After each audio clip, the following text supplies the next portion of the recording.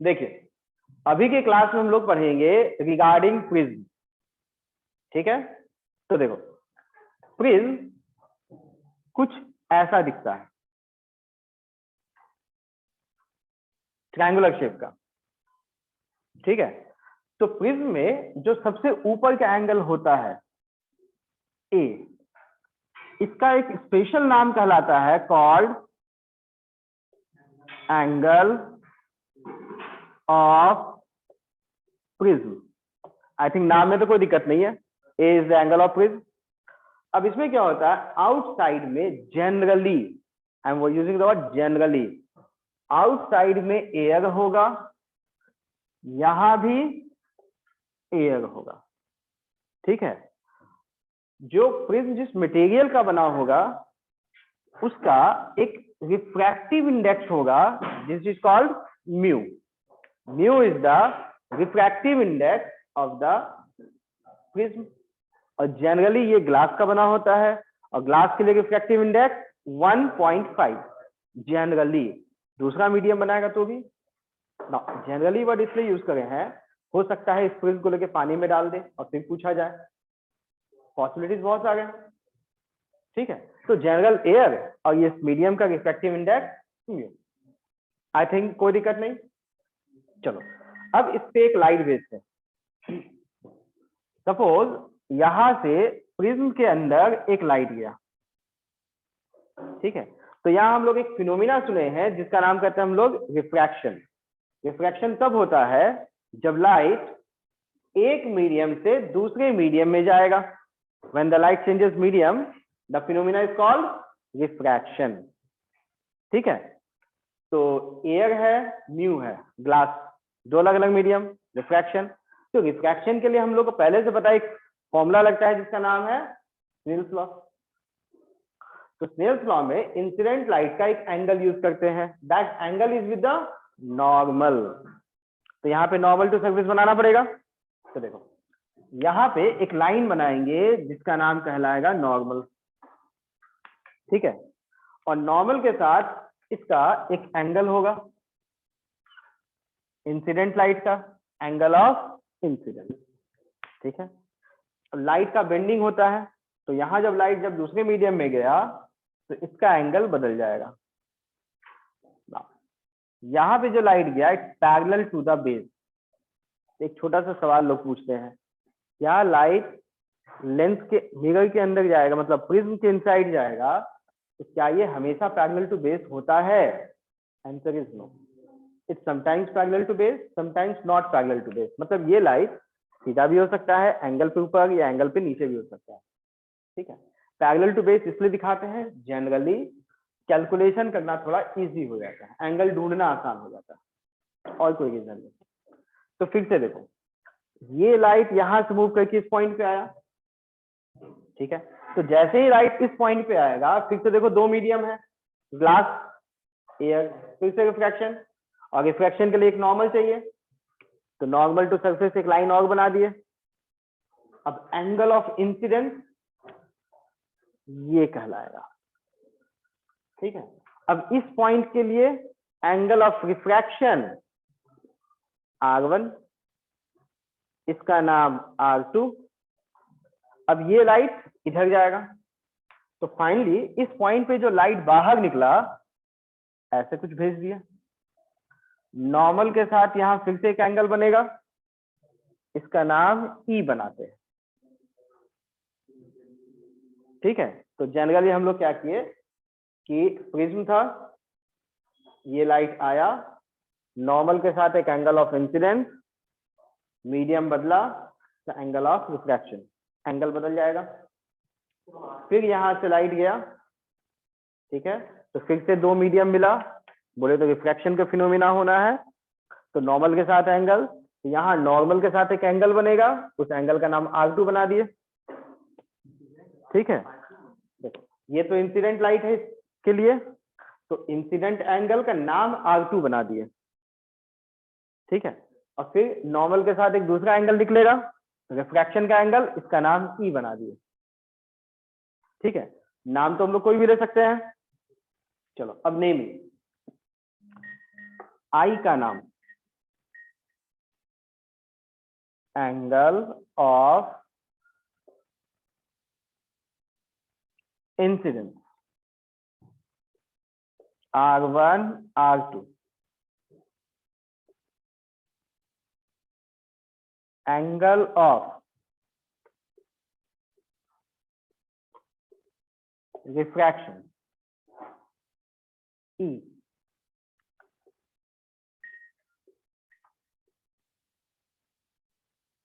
Angle of emergence मतलब finally इस point से जो लाइट बाहर निकला इसका नाम कहेंगे लाइट इमर्ज्ड आउट, बाहर निकला। तो बाहर निकला तो एंगल का नाम एंगल ऑफ इमर्जेंस। बताइए, टर्म्स में कोई दिक्कत नहीं? ठीक है, चलो अब यहाँ छोटे छोटे मैथ लगता है। मैथ का मतलब एंगल का कैलकुलेशन। ठीक है, तो यहाँ पे एक छोटा सा टर्म डिफाइन करते हैं, डेल। नाम इसका कहलाता है angle of deviation. Now definition says it's the angle between incident and final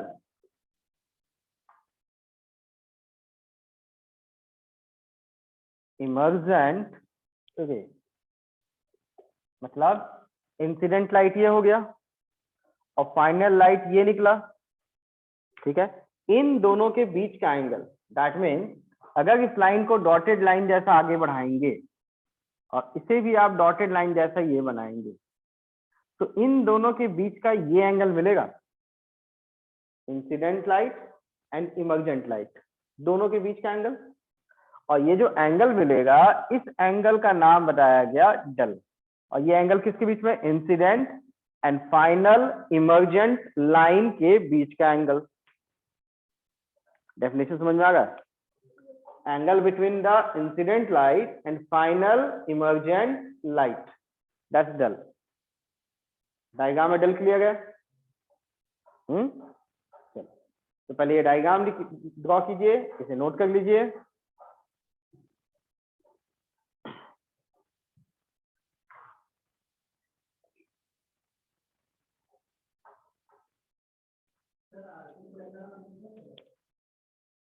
देखो, इसके लिए एंगल ऑफ इंसिडेंस, लेकिन इसका नाम बोला जा रहा है एंगल ऑफ इफेक्ट।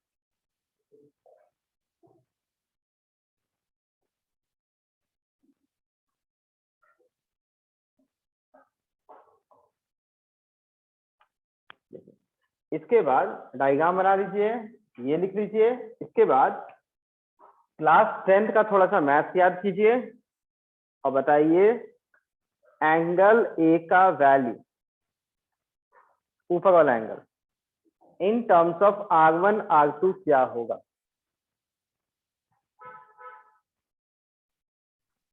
क्लास 10 में जो एंगल ढूंढते थे ना, वही काम। और दूसरा, ये लिखना नहीं है, R1 एंड R2। एक और निकालना मैथ का काम, del in terms of R1 R2 IE। ठीक है, क्लास 10 में खूब एंगल ढूंढते थे आप लोग, 9 10 में बस वैसे ही एंगल ढूंढ के बताना।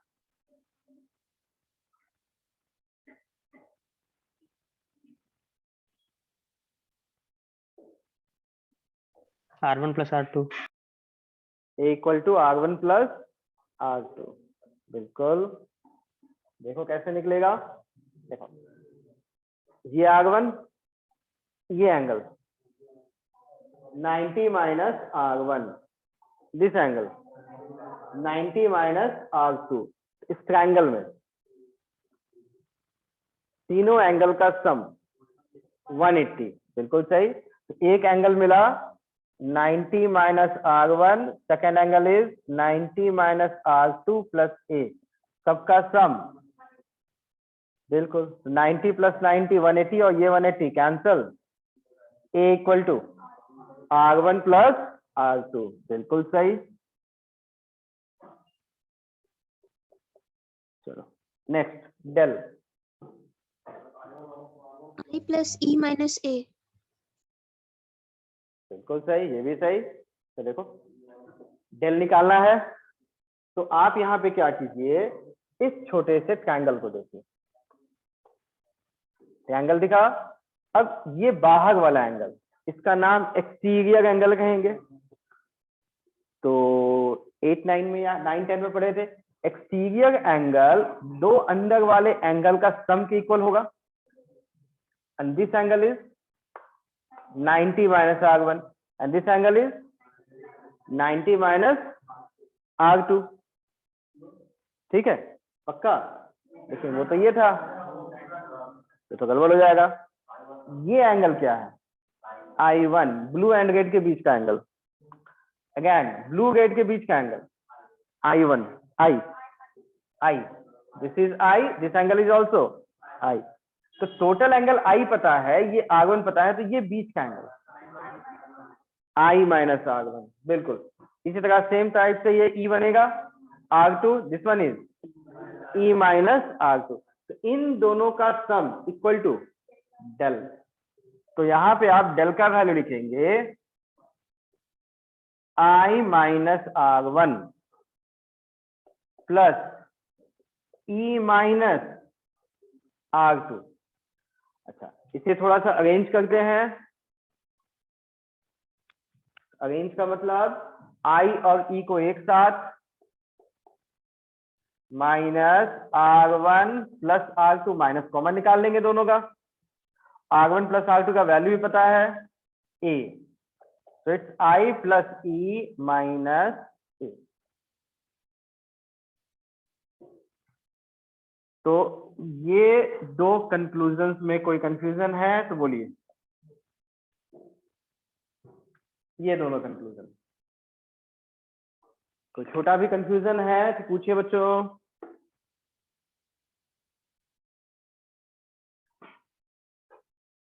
कोई दिक्कत नहीं? सर सेकंड फॉर्मूला बता दीजिए फिर से। सेकंड वन इज देखो डेल। तो शुरुआत से देखिए डेल क्या है। ये जो इंसिडेंट लाइट है, ब्लू लाइन, डॉटेड लाइन से आगे बढ़ा दिए,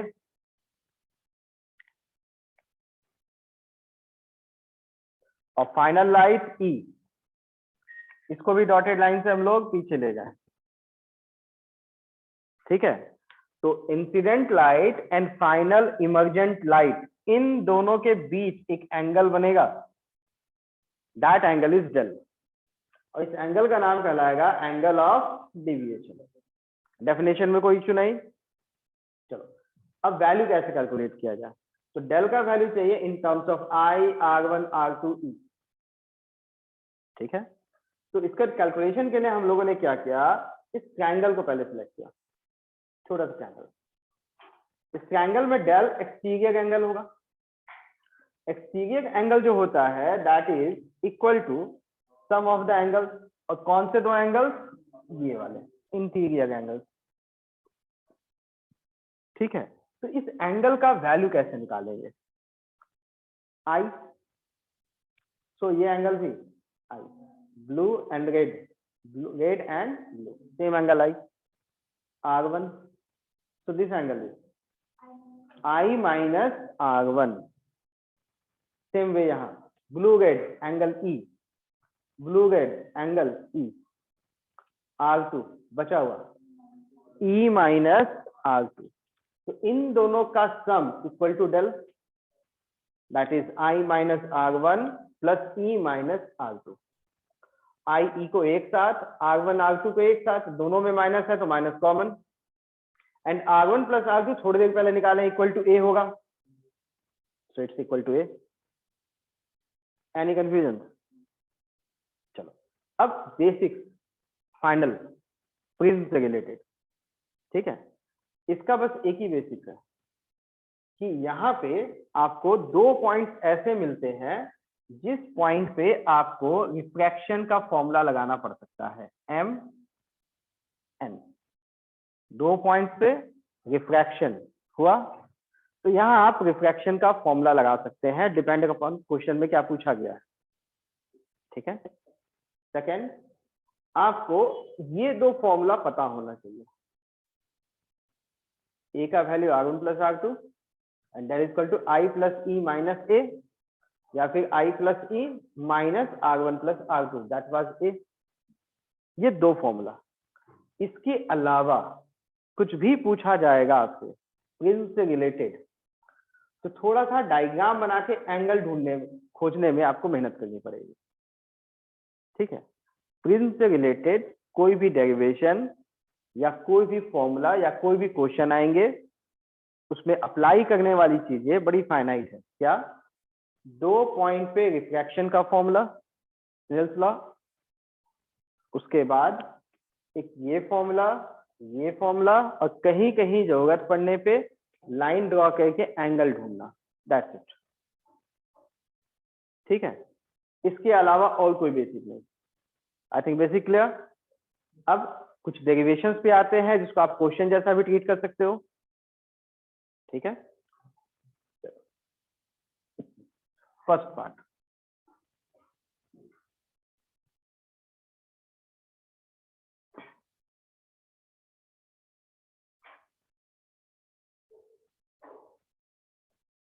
ग्रेजिंग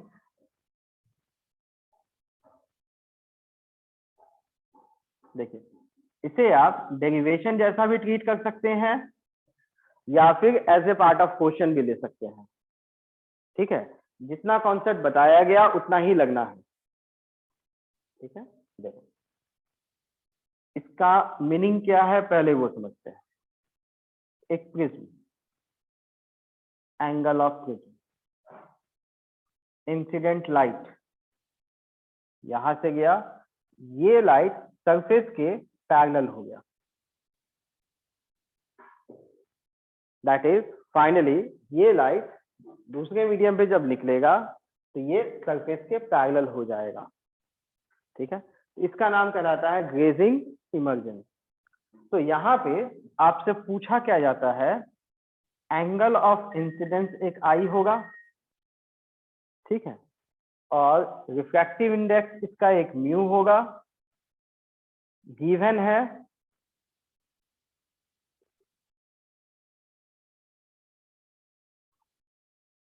म्यू ए, ये दोनों वैल्यू गिवन है। Outside air, air means refractive index 1, find I, I का वैल्यू निकालना है या डेरिवेशन करके आई का एक्सप्रेशन निकालना है। ठीक है, तो पहले क्वेश्चन नोट कर लीजिए या डेरिवेशन नोट कर लीजिए क्या करना है, उसके बाद हम लोग 1 बाय 1 स्टेप देखेंगे, मेथड क्या फॉलो होगा। और याद रखिए, कुछ भी क्वेश्चन आए या कुछ भी डेरिवेशन आए, याद करने काम का चीज दो पॉइंट पे स्नेल्स लॉ और ये दो फॉर्मूला बस।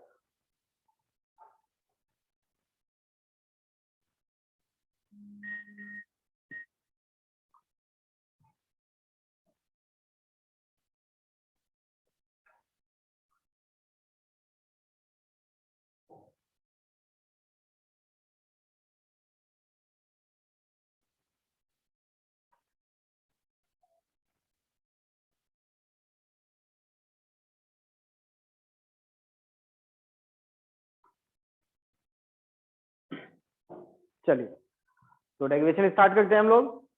चलो, पहला स्टेप, नॉर्मल बनाइए और नेमिंग कर लीजिए जो आपको करना है। आई हो गया, इस एंगल का नाम R1, R2, this angle is 90, that is E equal to 90, ये मिल गया। नेमिंग में कोई दिक्कत नहीं। चलो, अब यहाँ पे ये बताओ, ये एंगल 90 पता है, तो can we find out the value of R1? Snell's law, कौन से पॉइंट का नाम वही रखेंगे, इसका नाम M बनाते हैं, इसका नाम N बनाते हैं। कैसे निकलेगा R2 का वैल्यू? एक एंगल पता है, E का वैल्यू, R2 निकालना है, स्नेल्स लॉ, दो मीडियम को रिलेट करने वाला। तो यहां आप सिंपल लगाएंगे एट N, स्नेल्स लॉ। चलो, ये बताओ स्नेल्स लॉ क्या था, म्यू इंटू साइन थीटा। तो देखो इस मीडियम का refractive index mu, sine angle का value R2 is equal to second medium air refractive index 1 sine 90।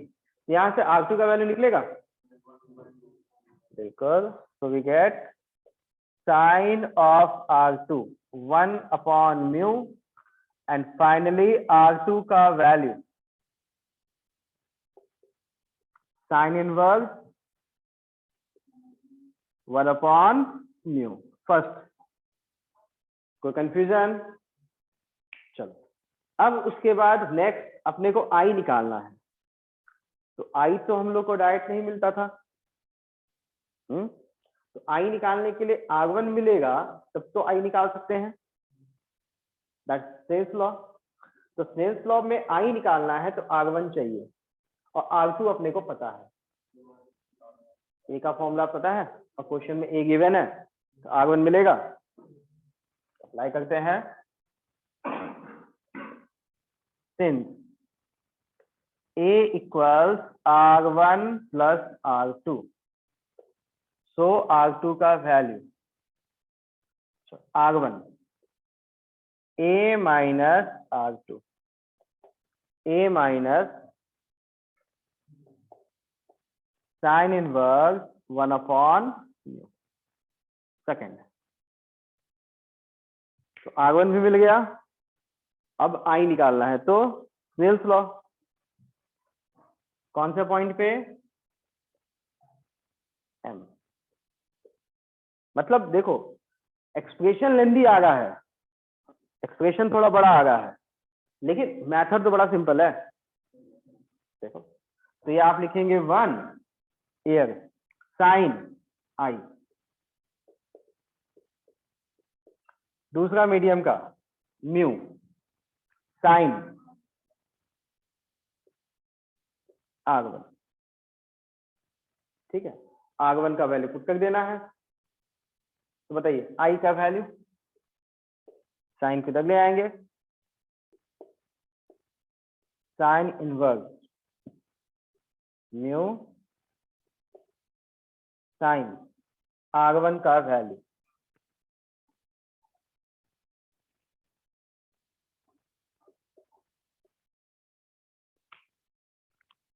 A minus sign inverse 1 by mu.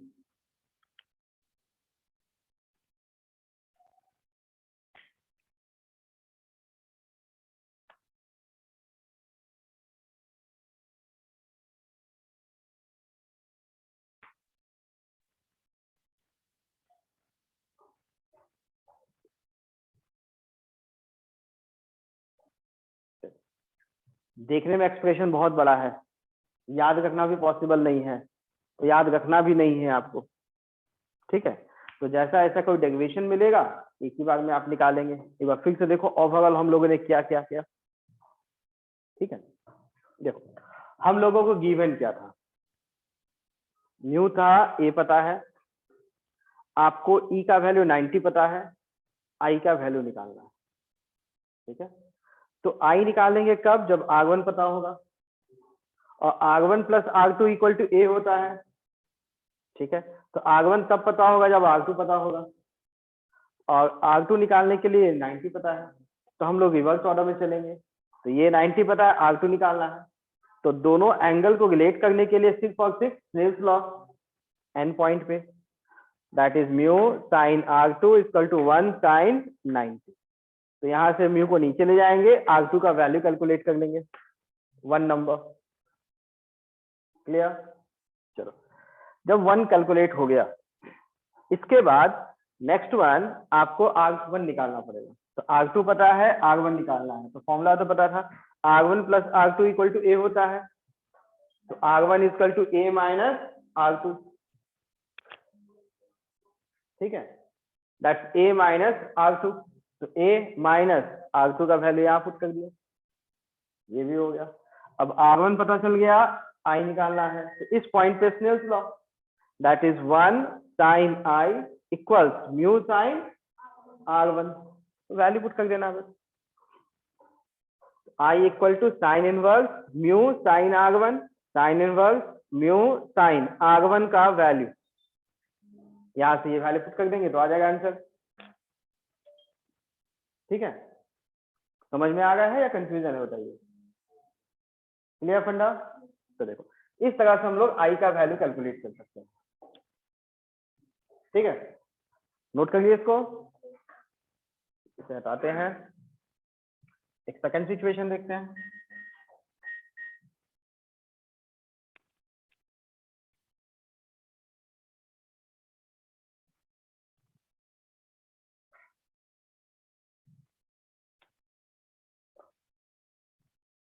इसमें क्या है, इनपुट फाइनाइट है, मतलब क्या क्या आपको पता है वो बहुत लिमिटेड है जो अप्लाई करने के लिए। देखो जैसे यहाँ केस 2 कह सकते हो, इसका नाम कहेंगे हम लोग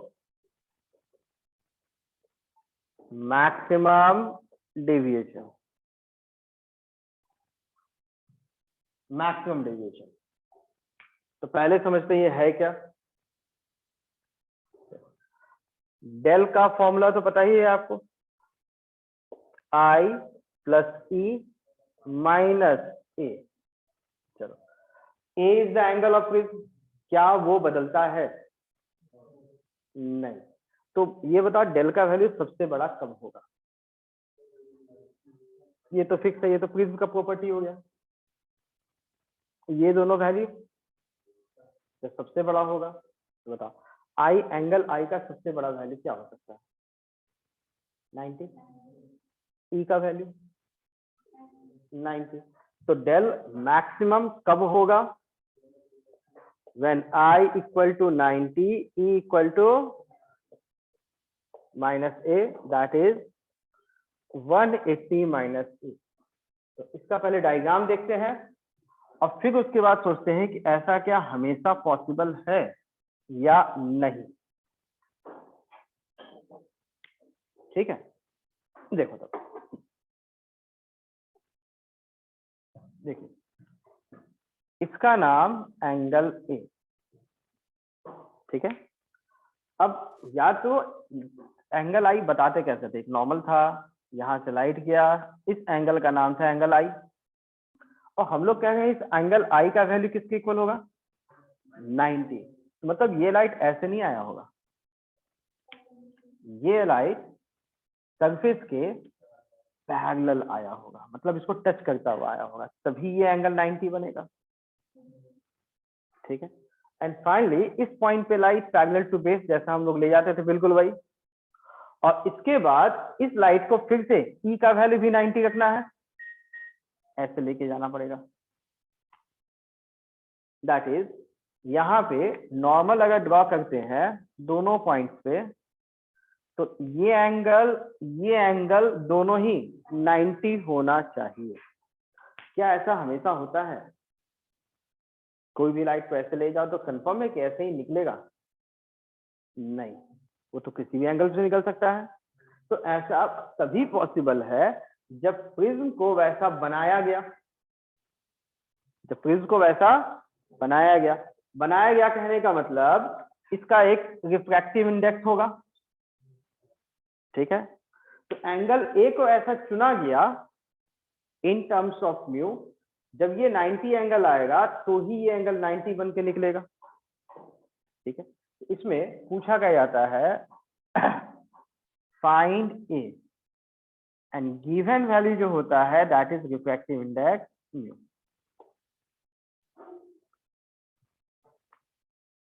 बताइए, ये पॉइंट समझ में आ गया? ठीक है, ये पॉइंट समझ में आया?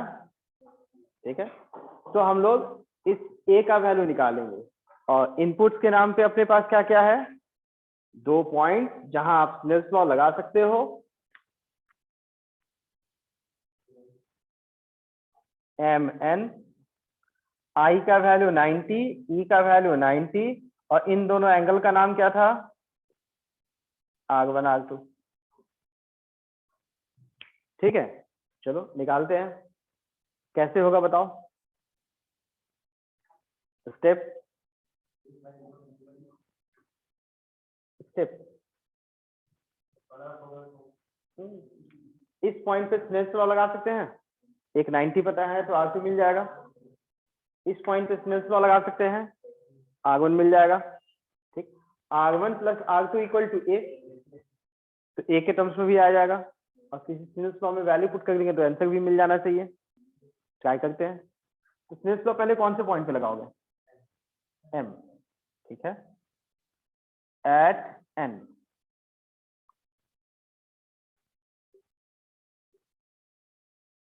स्नेल्स लॉ अप्लाई करना, ठीक है। देखो, refractive index mu sine R2 is equal to 1 sine 90, ठीक है। तो यहां से आप R2 का वैल्यू तो निकाल सकते हो इन टर्म्स ऑफ म्यू। अब यहां स्नेल्स लॉ का क्या इक्वेशन होना चाहिए? M पॉइंट पे 1 sine 90 is equal to mu sine R1, मतलब ये सब सेम, बस R2 की जगह। इसका मतलब R1 R2 अलग है या इक्वल? देखो इक्वेशन लिख लेते हैं।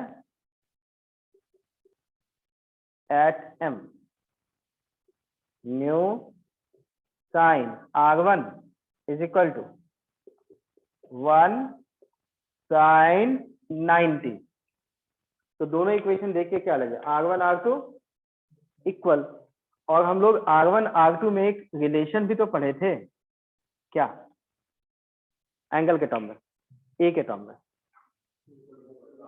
A equal to R1 plus R2, और दोनों इक्वल है। तो R1 R2 का वैल्यू मिलेगा या नहीं मिलेगा? मिलेगा। और उस वैल्यू को हम लोग किसी एक इक्वेशन में पुट कर देंगे, 1 में पुट कर देते हैं। चलो,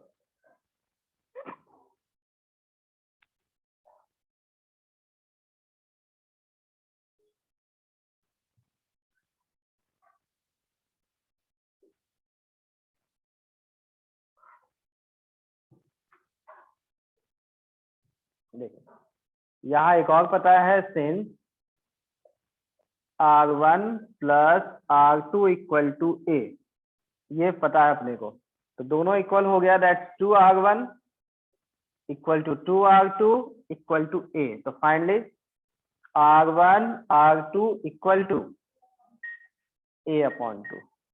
तो इसको अगर हम लोग फर्स्ट वाले इक्वेशन में पुट कर देते हैं तो so we get mu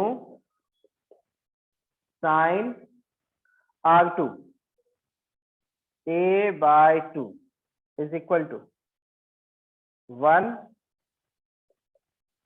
sign 90। आपको निकालना क्या है? एंगल ए का वैल्यू, यहां से तो आ ही जाएगा। Sine of A by 2 1 sine 91, mu नीचे, तो A equal to sine inverse 1 by mu, लेकिन ये वैल्यू A by 2 था तो ये 2 ऊपर हो जाएगा,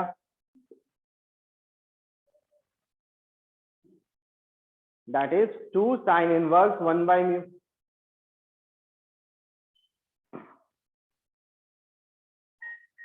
कोई कंफ्यूजन है तो पूछिए इसमें।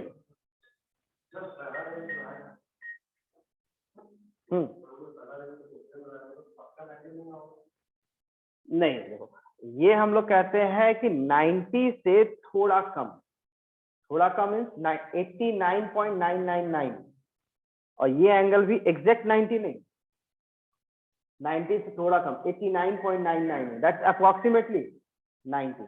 तो एग्जैक्ट 90 का मतलब है लाइट एकदम सीधा गया, तो सीधा गया मतलब इस पैरेलल साइड से एकदम पैरेलल हो गया। तो पैरेलल हो गया तो कौन सा मीडियम, ये मीडियम की ये मीडियम, नहीं बता पाएंगे हम लोग। एग्जैक्ट 90 हो गया तो ये मीडियम क्या ये मीडियम, नहीं बता पाएंगे। इसलिए ये एंगल 90 से थोड़ा कम, तो कंफर्म ये मीडियम से आया। और यहाँ पे ये एंगल भी 90 से थोड़ा कम, तो कंफर्म ए का मीडियम, मतलब मीडियम स्पेसिफाई कर सकते हैं हम लोग तब। कुछ कंफ्यूजन है तो पूछिए।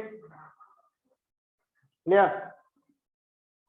देखो, तो ओवरऑल समझ में आ रहा है। इन सब में जो डेरिवेशन वाला पार्ट आता है वो कुछ एक दो टर्म्स ध्यान में रखेंगे तो आप आसानी से हर सिचुएशन को डिराइव कर सकते हैं, और फाइनल रिजल्ट किसी को भी याद रखने की जरूरत नहीं है, क्योंकि डेरिवेशन का पार्ट बहुत ज्यादा डिफिकल्ट नहीं है। देखो ऐसा ही एक और केस 3 कह सकते हो आप इसको।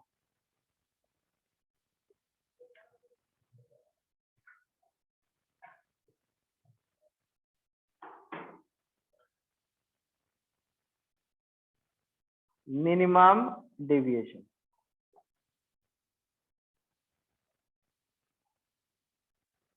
मिनिमम डेविएशन, ठीक है।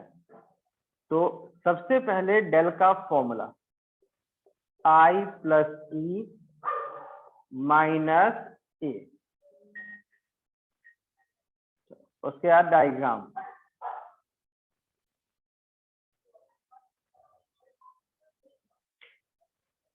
ठीक है,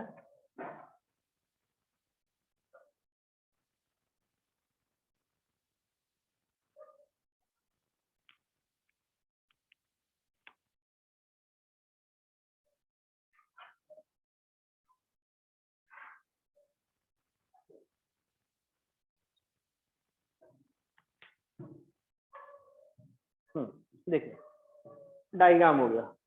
ठीक है, इस डायग्राम में टॉप वाले एंगल का नाम था ए, एंगल ऑफ रिफ्रैक्टिव इंडेक्स ए। ठीक है, तो पहले इसका कंडीशन समझते हैं क्या। ठीक है, चलो ये बताओ। सर तनिष्क को इन कर लीजिए ना। हो गया बेटा। देखो यहाँ ऐसे देखो, ये एंगल ई है। तो बताओ, अगर आपको एंगल ई पता है तो R2 निकाल सकते हो या नहीं? स्नेल्स लॉ से R2 निकलेगा। इसका नाम भी कर देते हैं एम एन, दो नाम हो गया। तो स्नेल्स लॉ लगा के R2 निकलेगा। R1 plus R2 equal to ए था, R2 पता है तो R1 भी निकलेगा। ठीक ना, अब R1 पता है तो स्नेल्स लॉ लगा के I का वैल्यू निकाल सकते हैं। That is finally we can find out the value of I in terms of E, या उल्टा कह लो E in terms of I। तो E का वैल्यू I के टर्म में, I है, I के टर्म है कांस्टेंट, ये एंगल तो फिक्स है। तो डेल का वैल्यू को I के टर्म में लिखा जा सकता है या नहीं, एक्सप्रेस किया जा सकता है कि नहीं? किया जा सकता है, हम लोग को करना नहीं है। जस्ट आई एम आस्किंग, हो सकता है या नहीं? पॉसिबल। चलो, तो एक बार जब हम लोग डेल के वैल्यू को आई के टर्म में एक्सप्रेस कर सकते हैं और इवन करते हैं, उसके बाद अगर आप कोई डायग्राम बनाना चाहो, graph between the del and I, तो इन सब में साइन वाला टर्म तो रहेगा ही रहेगा। ठीक है, अब जब डायग्राम बनाया गया तो ये डायग्राम कुछ ऐसा मिलता है।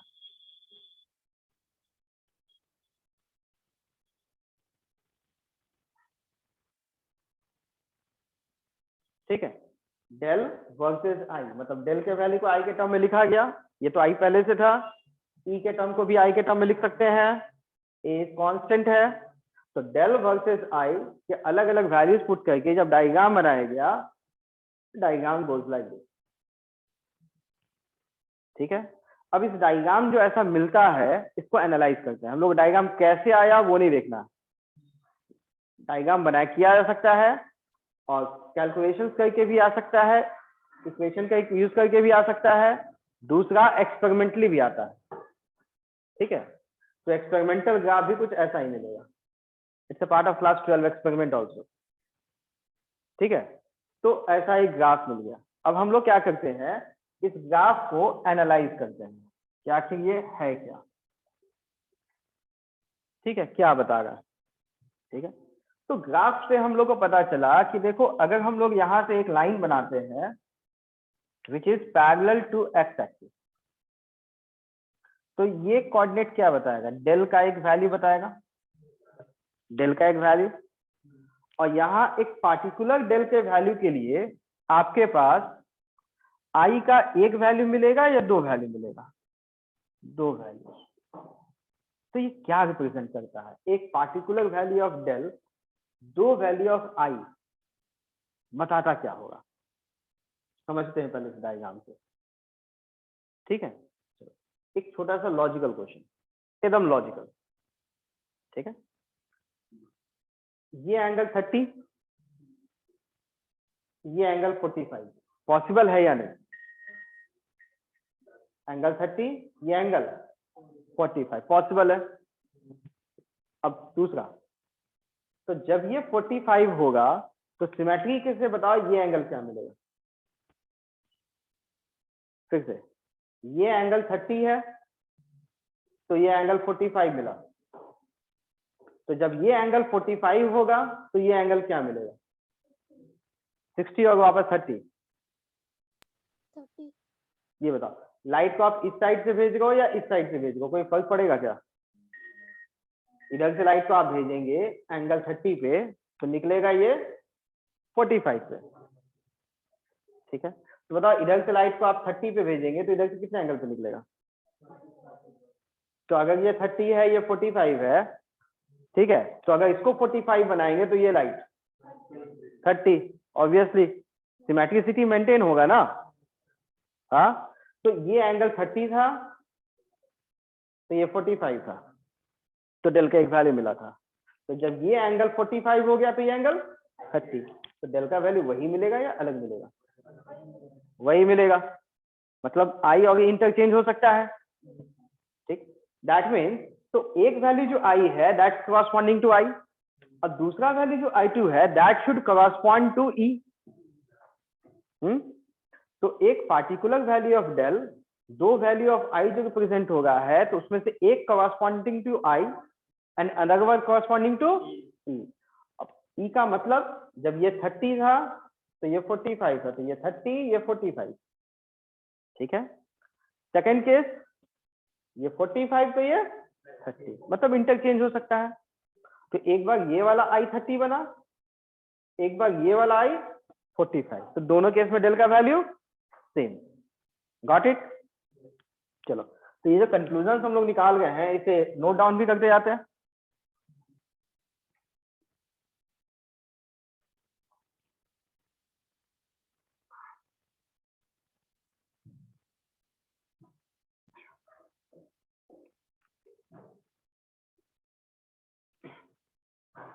पहला, for del 1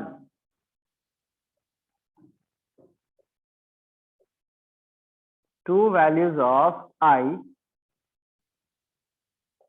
that is I1 and I2,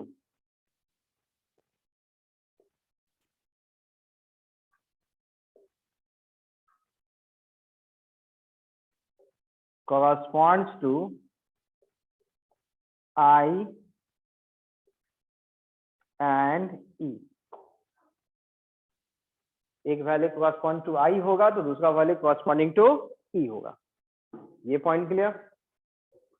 चलो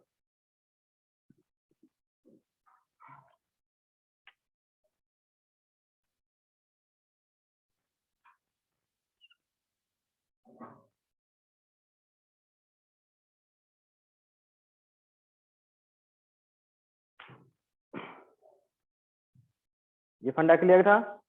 चलो अब देखो इस डायग्राम में डेल का वैल्यू सबसे छोटा, तो डेल का वैल्यू जो मिनिमम है उस समय आई का दो वैल्यू मिल गया है या एक वैल्यू,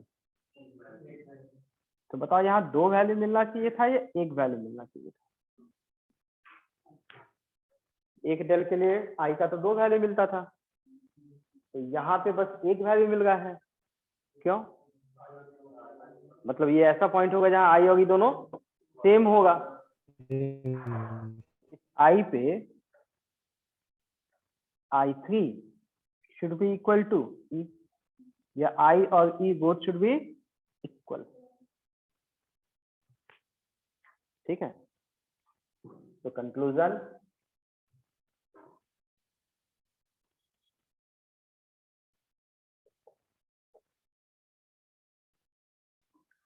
फॉर मिनिमम डेविएशन, अगर हम लोग मिनिमम डेविएशन की बात करते हैं, then I is equal to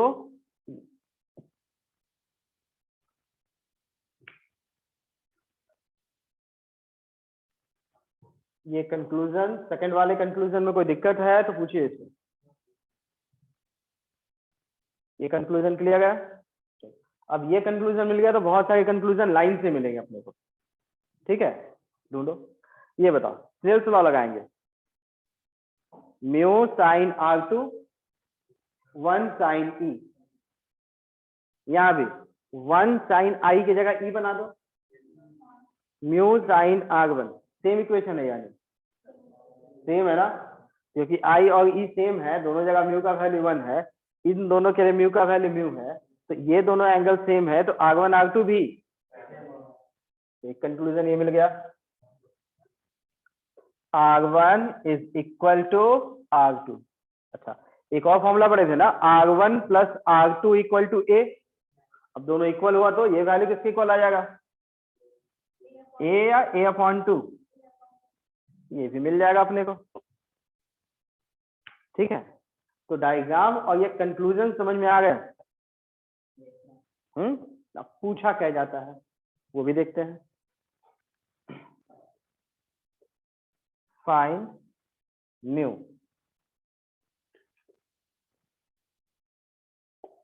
ठीक है, given values del minimum A and A। ये वैल्यू आपको कैलकुलेट करके निकालना है। इसमें दो पार्ट पूछा जाता है, पहला एक ये पार्ट, तो पहले फर्स्ट पार्ट कैलकुलेट करते हैं, उसके बाद सेकंड पार्ट पे आते हैं। ठीक है, अब बताइए कैसे। म्यू निकालना है, दैट मीन्स स्नेल्स लॉ तो लगेगा।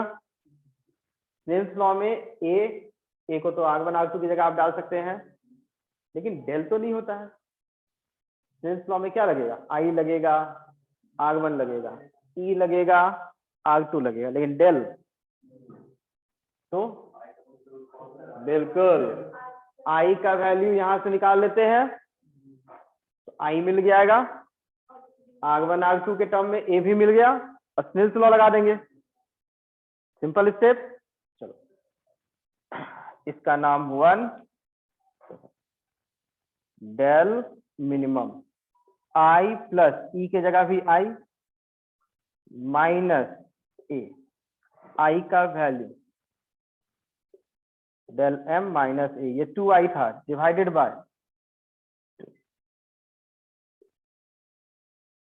सेकेंड। ठीक है, इसके प्लस माइनस से लगाएगा तो प्लस। इसके बाद स्नेल्स लॉ, M पे eight M,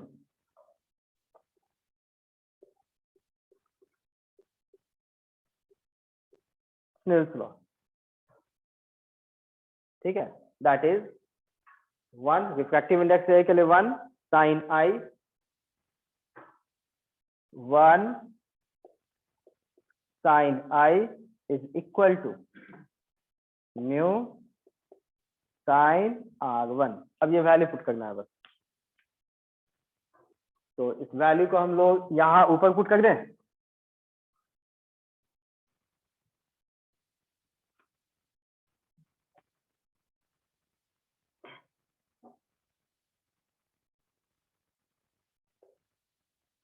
one and two value sine और म्यू निकालेंगे तो sign I upon sine R1। अब I का value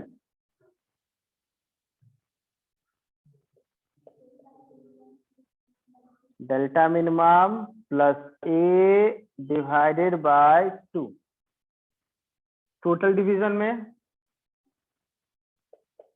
sign of R1 is A upon, तो ये डेरिवेशन समझ में आ रहा है?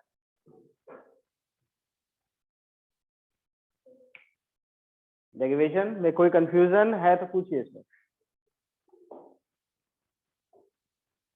Derivation clear?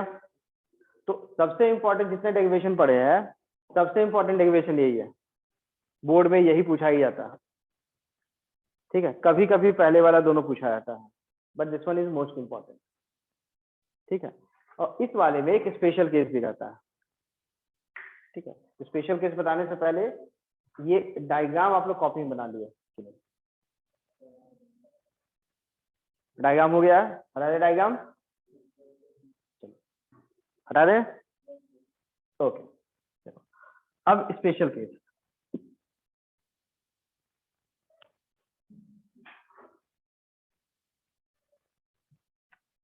देखो, इसमें पूछा जाता है if angle A is small, angle A छोटा होगा तब। ठीक है, डेल मिनिमम का वैल्यू किसके इक्वल होगा? डेल मिनिमम का वैल्यू। ठीक है, और ये वैल्यू हम लोग निकालेंगे यहां से ही निकालेंगे, इस फॉर्मूले से ही। ठीक है, इस इक्वेशन का नाम चाहो तो आप पुट कर दो 3(1). ये आपको कैलकुलेट करना है। ठीक है, अब स्मॉल का मतलब ए का value less than equal to 4 degree है। इससे क्या चेंज होगा? बस चेंज इतना होगा, अगर एंगल 4 डिग्री के इक्वल या उससे छोटा होता है तो sine theta is equal to theta. Maths कहता है एंगल अगर 4 डिग्री के इक्वल होगा या 4 डिग्री से छोटा होगा तो साइन थीटा का value equal to angle theta होगा। इतना ही मैथ्स कहता है, अब बस वही अप्लाई करना है मैथ। ठीक है, चलो बताओ, एंगल छोटा हुआ तो ए छोटा, R1 R2 छोटा। चलो अब बताओ, R1 R2 छोटा है तो ये बताओ ये छोटा है, आई के वैल्यू के बारे में क्या बोल सकते हैं हम लोग? छोटा होगा या नहीं होगा? ये छोटा, ये एंगल भी छोटा, तो जब ये एंगल छोटा मतलब डेल का वैल्यू भी छोटा, तो डेल इज ऑल्सो स्मॉल, तो del plus A by 2 that's the value of I, that's also small. ये भी छोटा, ये भी छोटा, तो साइन थीटा में साइन रहेगा या नहीं रहेगा? नहीं रहेगा। इसमें कंक्लूजन हम लोग बस यही निकालेंगे, sine del M plus A by 2, इसको लगभग क्या लिखेंगे हम लोग? Del M plus A by 2, sine हटा देंगे, और उसी तरह से नीचे वाला term sine of A by 2 को क्या लिखेंगे? A by 2। अब यहाँ ये वैल्यू पुट कर देंगे, तीसरे वाले पे ये वैल्यू पुट करके डेल निकालना है, तीसरे वाले में यही वैल्यू पुट कर देंगे और डेल का वैल्यू कैलकुलेट कर लेंगे। ठीक है, कैलकुलेशन।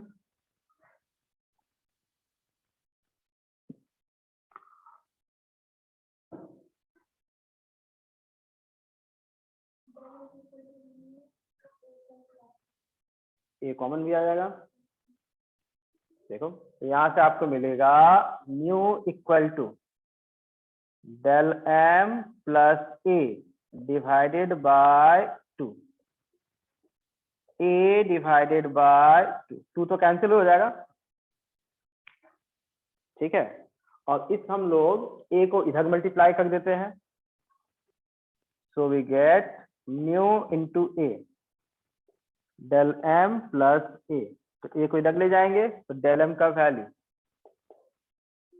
म्यू -1 ए।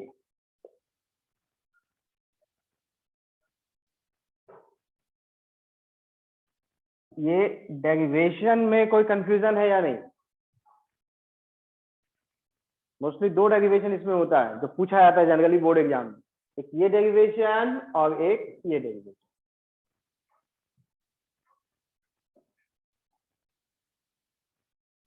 तो पहले इसे नोट कर लीजिए डेरिवेशन। सर ए लेस देन 10 डिग्री भी तो हो सकता है ना सर? क्या फिर से बोलो? ए लेस देन 10 डिग्री भी तो हो सकता है ना सर? नहीं नहीं, उसमें मैथ्स कहता है ना कि अगर एंगल साइन थीटा में थीटा, जैसे यहाँ एंगल ए है, ठीक है, अगर एंगल का वैल्यू 4 डिग्री या उससे कम होता है तो confirm sine theta is almost equal to theta. अगर बड़ा होगा तो थोड़ा थोड़ा डिफरेंसेस मिलने लगता है, ठीक है। जैसे आप छोटा सा एक नंबर याद करो, 30 डिग्री साइन 30 का वैल्यू 1/2 0.5, और 30 को पाई के टर्म में क्या लिखते हैं? पाई/6। तो पाई का वैल्यू 3.14/6, ये कितना होता है? पाई/6 0.5 तो नहीं आता है ना, ठीक है। तो वैल्यू एग्जैक्टली तब मिलता है जब आपका एंगल 4 डिग्री या उससे कम होता है, बाकी के लिए श्योर नहीं, ठीक है। तो इसका मतलब ये नहीं कि बाकी के लिए आसपास नहीं आएगा, आसपास रहेगा अप्रोक्सीमेटली, बट एग्जैक्टली इक्वल नहीं मिलेगा। बताइए, कुछ कंफ्यूजन है तो बोलिए इसमें।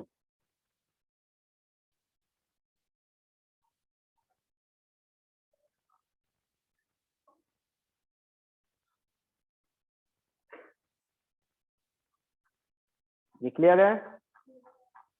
चलो, तो हम लोग इसके कुछ न्यूमेरिकल्स भी देख लेते हैं, क्वेश्चंस कैसे आते हैं वो सब।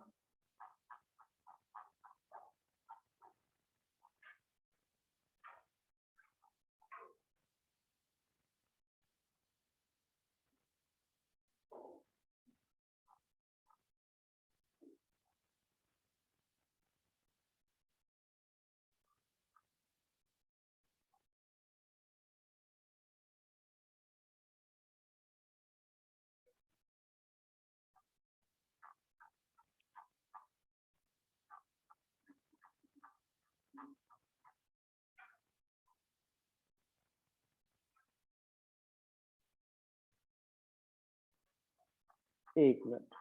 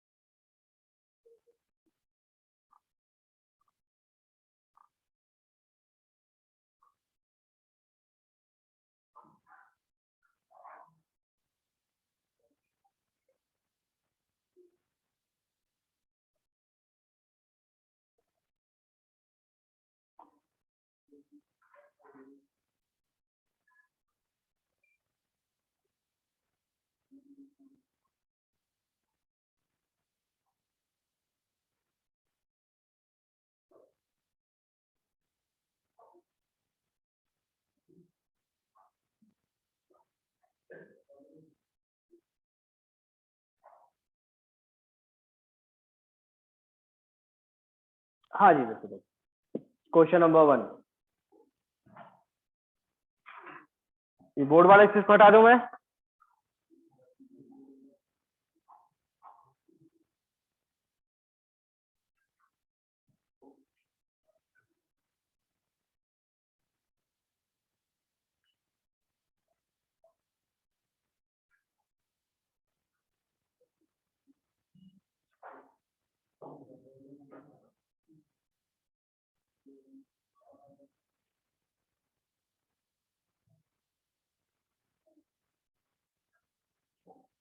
हमेशा याद रखिए प्रिज्म वाले क्वेश्चन सॉल्व करने के लिए आपको सबसे पहले डायग्राम बनाना पड़ेगा और डायग्राम के बाद कुछ ही पॉइंट्स पे ध्यान देना पड़ेगा। That is Snell's law apply करना होगा 2 पॉइंट पे, उसके बाद एक डेल का formula I plus E minus A, उसके बाद R1 plus R2 equal to ए, इतना फॉर्मूला याद रखना पड़ेगा। ठीक है, देखिए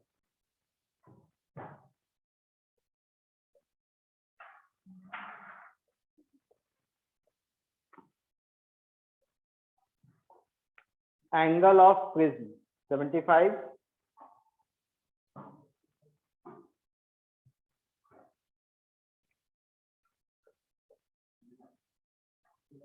at other end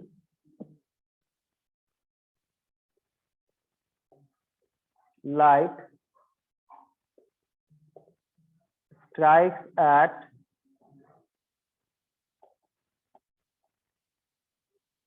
critical angle। तो क्वेश्चन में जो पॉइंट्स है जिस पर आपको स्पेशल ध्यान देना है वो बता गए। रिफ्रैक्टिव इंडेक्स, लेंस का √2, ठीक है, और आपको निकालना क्या है इसमें, एंगल ऑफ इंसिडेंस। इतने इंपॉर्टेंट थिंग्स है जो आपको इस क्वेश्चन से इंफॉर्मेशन एक्सट्रैक्ट करना है। ठीक है, और सॉल्व करने के लिए क्या कीजिए, आप पहले डायग्राम बनाइए।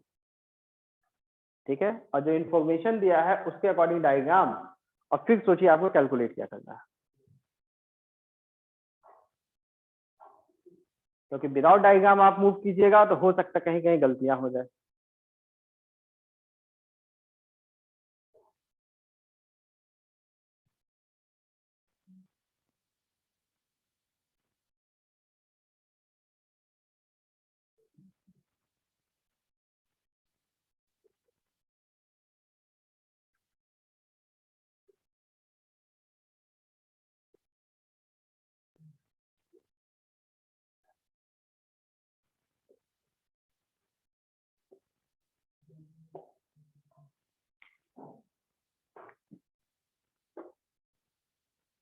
देखो क्वेश्चन के अकॉर्डिंग यहां से लाइट आया, एक एंगल ऑफ इंसिडेंस, लाइट इस पे गया, और ये क्रिटिकल एंगल मतलब ऐसे एंगल,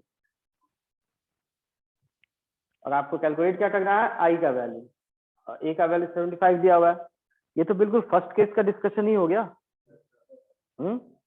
ठीक है, तो मैंने बोला था आपको रिजल्ट याद रखने की जरूरत नहीं है, अब मत ही याद रखो, मत याद रखो रिजल्ट। ठीक है, आप डायरेक्टली प्रोसेस को ही फॉलो कीजिए, R1 R2 पहले निकालिए, फिर आई का वैल्यू निकालिए।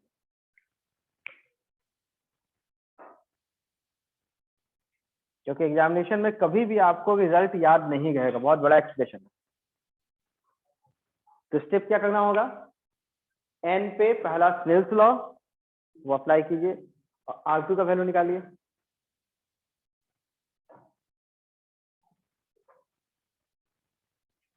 स्नेल्स लॉ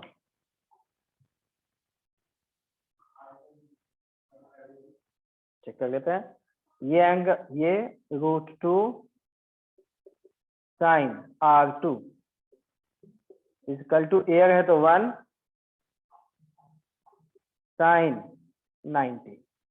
तो यहां से साइन R2 का वैल्यू इट्स 1/√2। तो फाइनली R2 एंगल 45। चलो ये हो गया। अब R1 का वैल्यू कैसे निकलेगा, R1 प्लस R2 एक इक्वल होगा, बिल्कुल अगला स्टेप वही फॉलो कर लेंगे, R1 plus R2A, that is R1 plus 45 equal two is 75। तो R1 इज 30। चलो आई निकालना है, 45 डिग्री। स्नेल्स लॉ अप्लाई कीजिए, that is 1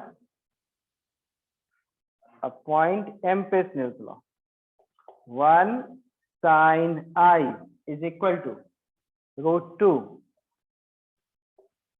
sign R1 is 30। यहां से sine of I is equal to root two sine 30 1 by root two 1 upon root two, तो sine theta is equal to 1 by root two, तो angle I का value 45 degree. Method में कोई confusion है तो पूछिए।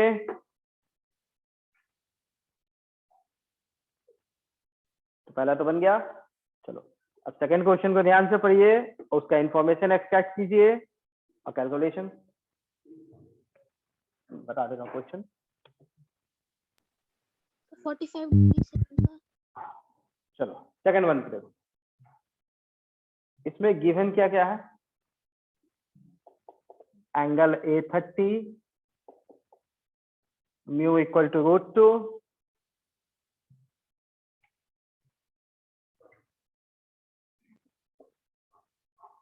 other surface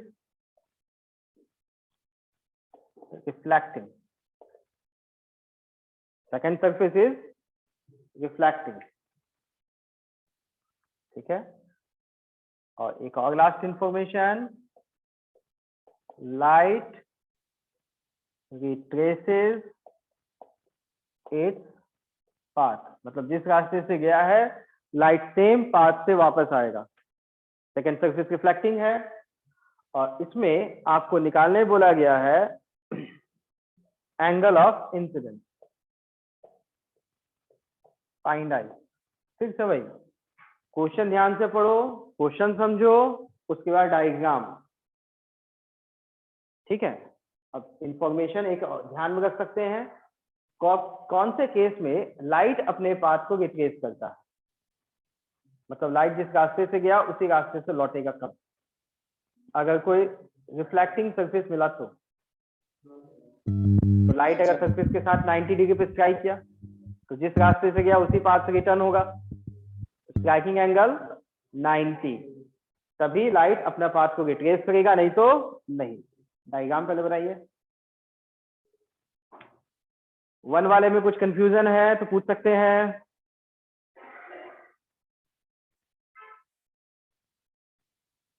तो first diagram बनाइए।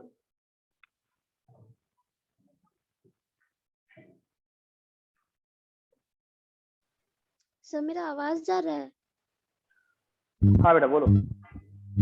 इसका आंसर 45 डिग्री है। वाइब्रेशन बहुत ज्यादा है, आप लिख के भेज सकते हो,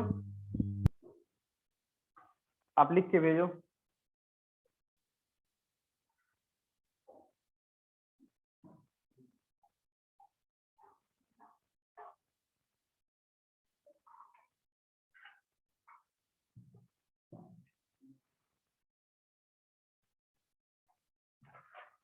फोर्टी फाइव, ठीक है। चलो चेक करें फर्स्ट ऑफ ऑल डायग्राम। तो पहले तो प्रिज्म बनाना है, ये बना दिए। एंगल 30 म्यू रूट टू, ये रिफ्लेक्टिंग सरफेस, ठीक है। लाइट अपने पाथ पे ही रिटर्न बैक हुआ, मतलब ये लाइट इस मिरर पे यहाँ कितने एंगल पे स्ट्राइक होगा? 90, बिल्कुल सही। जिस रास्ते से गया वैसे ही लौटा। अब इसके बाद नॉर्मल के अकॉर्डिंग हम लोग एंगल ऑफ इंसिडेंस बना लेते हैं।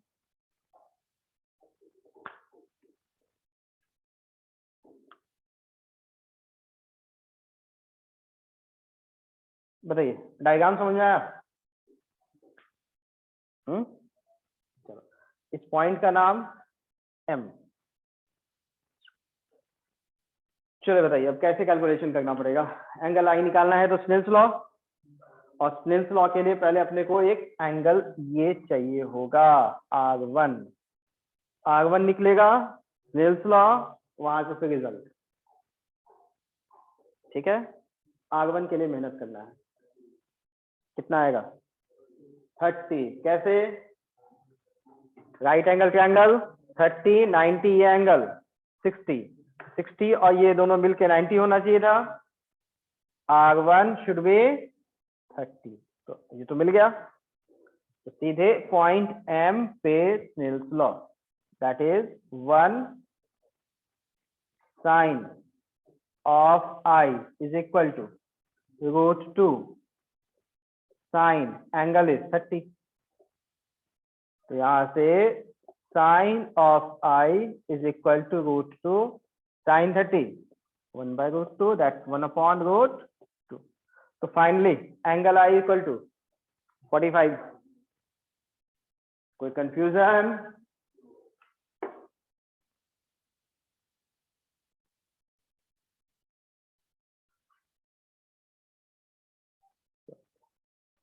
नेक्स्ट,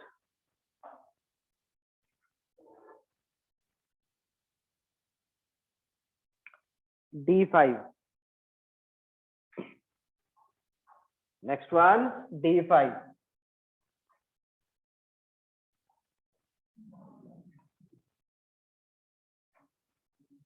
ठीक है, इंफॉर्मेशन पहले एक्सट्रैक्ट करना होगा।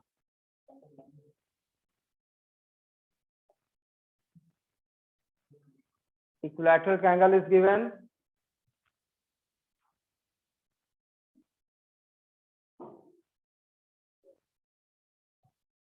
और इसमें एंगल ऑफ डेविएशन 40, और इसमें यह बताया गया है कि डेल का वैल्यू 40 मिल रहा है for 2 angle of incidence. 2 angle तो मिलते ही है, I1 I2, लेकिन ये बोला डिफरेंस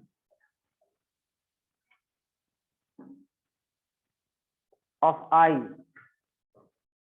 एंगल ऑफ इंसिडेंस जिसके लिए डेल मिलता है, that difference is 20। That is I1 I2 दो एंगल मिलेगा और दोनों एंगल के बीच का difference 20 degree, that's also been given. और यहां आपको एंगल आई का वैल्यू निकालना है।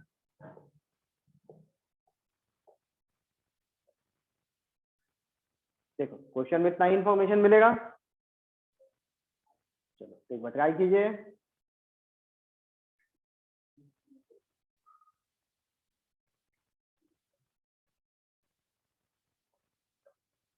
ये तो देख के लगा है, डायग्राम बनाने की कोई जरूरत भी नहीं है, डायरेक्ट फॉर्मूला लगेगा और थोड़ा सा एक्स्ट्रा सोचना पड़ेगा।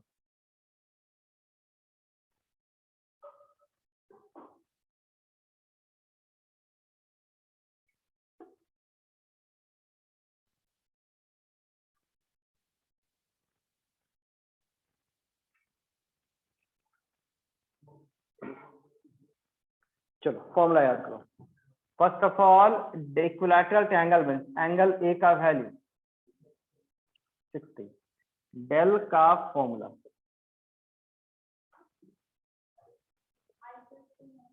I plus E minus A. Del का value given, angle A given, बेटा आप आंसर भेज दो। डेल का वैल्यू 40, I प्लस ई नहीं पता, एंगल ए, तो I plus E is equal to 40 plus 60 that is 100। ये मिल गया। एक और इंफॉर्मेशन गिवन है, डिफरेंस ऑफ I 20, मतलब एक एंगल I होता है I1 और दूसरा एंगल E होता है, और दोनों का डिफरेंस मतलब I minus E that is 20। अब निकालना क्या है I, तो I के दो वैल्यूज होंगे, एक I हो गया E, दोनों वैल्यू बताओ कितना होगा, तो दोनों को ऐड कर देंगे, that is 2I equal to 120, I equal to 60। चलो, और E का वैल्यू, दोनों का सम 100 था तो एक 60 है, तो दूसरा वैल्यू